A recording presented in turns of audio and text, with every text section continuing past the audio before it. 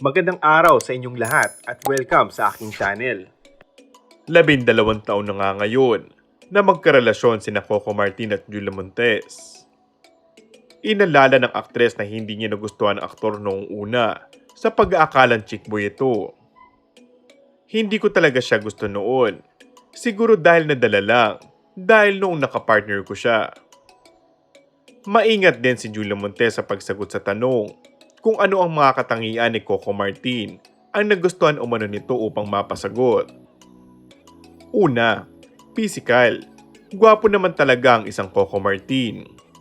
Matured siya kung paano i-handle ang isang bagay, maging trabaho man o sa personal na buhay. Napansin ko kasi sa kanya, consistent siya, tapos magalang sa mga magulang. Dagdag ng aktres. For me, talagang siguro sa lahat ng hirap, pagod, pagsasakripisyo para sa pamilya niya, paghahanda para sa future niya. Siguro kung ano man ang meron si Coco ngayon, deserve niya yun. Tapos nakikita ko sa kanya kung gaano niya kamahal ang fans niya, kung gaano niya nire-respeto ang mga co-actors niya. Alam mo yung napaka-humble niya. Maaalalang kamakailan lang, ay inamin na rin ni Coco Martin at Julia Montes ang kanilang relasyon. Masarap daw sa pakiramdam na finally ay out and open na sila in public ni Julia.